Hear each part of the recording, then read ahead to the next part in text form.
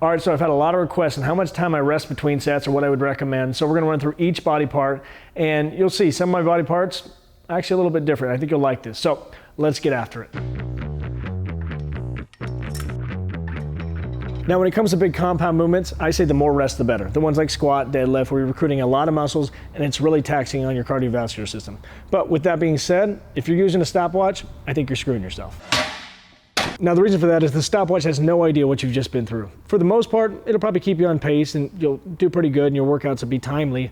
But with that being said, I've had a couple workouts where there's no way I could rest in 3, 4, 5 minutes. I was just floored. Specifically, one example is I was doing hack squats one day, everything was on point. This was set number 1. I was finally doing the working set and I was just killing myself, right? I was just one of the better sets. I know you've probably had one of these too, where you're just hammering it out, you're in the zone, and you get to the end of that set, and the first thing I thought was not like, oh my God, that was one of the best sets I've ever had. It was, holy shit, that's only set 1. I'm screwed.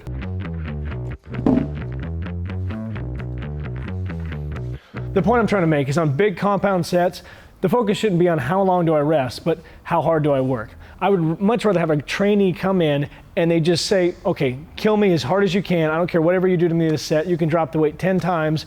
You can do a rest pause, whatever you want to do to me, but give me 5 minutes laying on the ground in between each set. I will take that all day over somebody who kind of half-asses, and you can see them hesitate throughout the set, and they're just they're making their way through it. They might hit the number that I want them to hit, but they've rested so much in between the actual stop and breathing, and that stuff doesn't work, right? I want somebody who's mentally just gonna go full out that entire set, they don't hold anything back, floor themselves, and then they can rest as long as they need.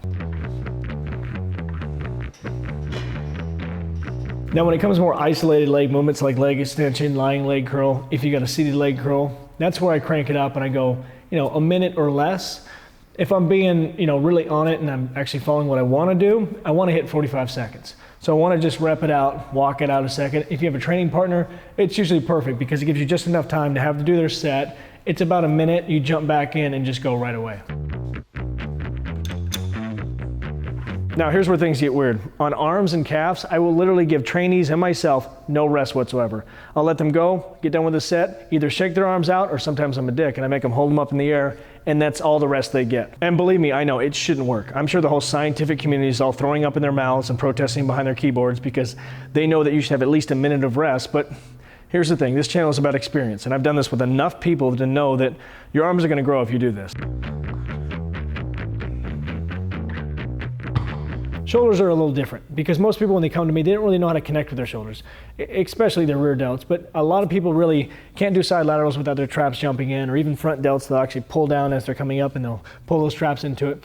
So what I do is I start them out with a little bit less than a minute of rest between sets, really push their shoulders, push the tempo. And the goal after that is to get them to eventually move some weight, because I've seen shoulders grow a lot more when you're progressively overloading them and really pushing it and kind of getting a little more rest in between. But to start with, usually people need a little bit more of a kick in the ass and kind of get them to connect with the muscle, and then you can overload it.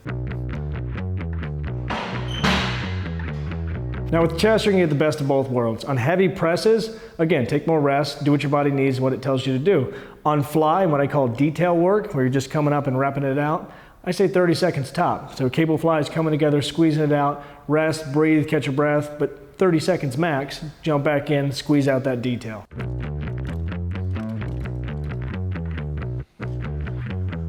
Now back is definitely one of those muscle groups where you need more rest. If you're doing weighted pull-ups or heavy one-arm rows or deadlifts, you're gonna be completely taxed. So you're gonna need more time to recover. But then again, don't use a stopwatch, because if you're hitting a stopwatch and 3 minutes pass and you're not ready, you're just gonna half-ass that set. Again, if you haven't already, like, subscribe, hit the notification bell, get after it, get growing. I'll talk to you soon.